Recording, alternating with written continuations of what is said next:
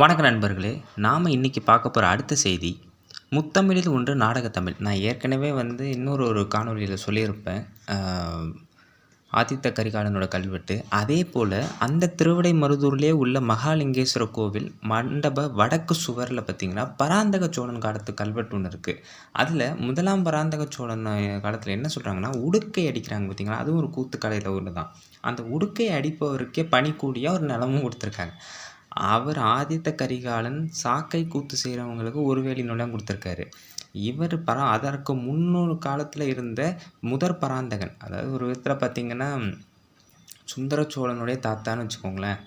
அவர் முதல் பராந்தக சோழன் காலத்துல உடுக்கை அடிப்போருக்கு பணிக்கூலியா நிலம் குடுத்தாங்க. 3/4 வேலி நிலம் குடுத்துருக்காங்க.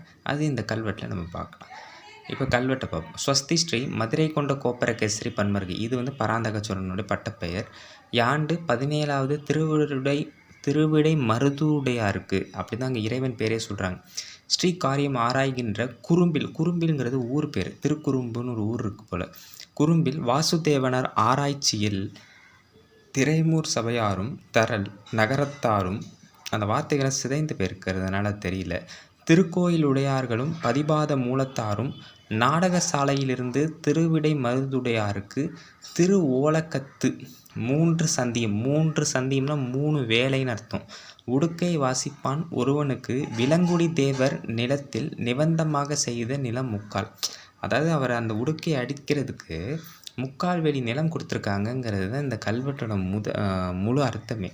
அவர் பார்த்தீங்கன்னா, சாக்கை கூத்து செய்கிறவருக்கு ஒரு வேலி நிலம் கொடுக்குறாரு. இவர் உடுக்கை அடிப்பவருக்கு 3/4 வேலி நிலம் அப்பயே கொடுத்துருக்காரு. இதுல என்ன தெரியுதுன்னா, பிற்கால சோழர்கள் காலத்துல ஜாதி பேதம் இல்ல.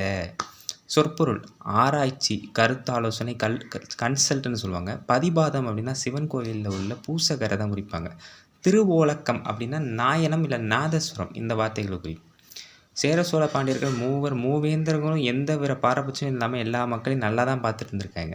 பின்னால அந்த நாயக்கர்கள் செஞ்சதை நம்ம மன்னர்கள் செஞ்சதா சொல்லிக்கிட்டு இருக்காங்க. கல்வெட்டோட விளக்கம்.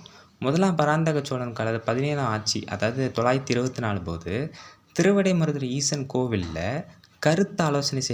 இன்னொரு கருத்தாலோசனை செய்கின்ற குறும்பிலை அப்படிங்கிற ஊரை சேர்ந்த வாசுதேவன், அவர் ஒரு கருத்தாலோசனை கூட்டம் நடத்துறாரு. இப்பெல்லாம் கலெக்டர்லாம் நடத்துறாங்களா, அந்த மாதிரி ஆலோசனை கூட்டத்தில் பங்கெடுத்த திரைமூர் கருவறை பட்டர்களும், அதாவது கருவறையில் வேலை கூடிய பட்டர்கள், அப்புறம் அந்த ஊரை சேர்ந்த நகரத்தவர், அப்புறம் திருக்கோயில் பணியாளர்களும், சிவன் கோவில் அதாவது பதிபாத மூலத்தார தான் சிவன் கோவில் பூசகரும் அதாவது அந்த காலத்தில் யார் யாரெல்லாம் கோவிலுக்காக வேலை செய்கிறாங்களோ அவங்க எல்லாரையும் கலந்து ஆலோசனைக்கணும்.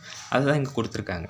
கூடி நாடக சபையில் இருந்து திருவிடைமருதூருடைய ஈசருக்கு நாதஸ்வரம் வாசிக்கின்ற போது, அதாவது நாதஸ்வரம் வாசிக்கும்பொழுது 3 கால பூசைனையின் போது உடுக்கை அடிப்பவருக்கு விலங்குடி பக்கத்தில் தான், கொஞ்சம் தூரம் தள்ளி விலங்குடின்னு ஒரு ஊர் இருக்குது. ஆக்சுவலாக விலங்குடி, சாத்குடி, இப்படி பல ஊர் இருக்குது.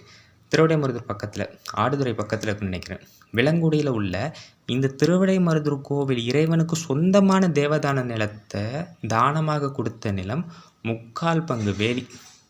அதாவது 3/4 வேலி நிலத்தை அந்த தேவதான நிலத்திலேருந்து இந்த உடுக்கை அடிப்பவருக்கு அந்த உடுக்கை அடிக்கிறதுக்கு சம்பளமாக கொடுத்துருக்காங்க. கூத்து, நாடகம் முதலியவை கோவில்களில் ராஜராஜனுக்கு முன்பே பல்லவர் காலத்திலே தொடங்கிட்டாங்க. இந்த உடுக்கை அடிப்பவர் பறையருங்கிற காரணத்தினால விலங்குடியில் அவருக்கு ஒரு நிலக்குடை. ஏன்னா அது பறையரச்சேரின்னே சொல்லப்படுது கல்வெட்டில். இதை வைத்து பார்க்கும்பொழுது அந்த காலத்து மன்னர்கள் எந்தவித பேதமும் இல்லாமல் உழைப்புக்கேற்ற ஊதியம் கொடுத்துருக்காங்க அப்படிங்கிறது இதில் தெளிவாக தெரியுது. என்ன வேலை செய்யோ அதுக்குண்டான வேலை, அது குறைச்சலும் இல்லை, கூடவும் இல்லை, நியாயமாக நடந்திருக்காங்க. அதனால தான் மன்னர்கள் இன்னும் வரைக்கும் போற்றி புகழப்படுறாங்க. மாமன்னர் பராந்தக சோழன் புகழ் ஓங்குக. இந்த தகவலை எல்லாருக்கும் பகிருங்க. நன்றி, வணக்கம்.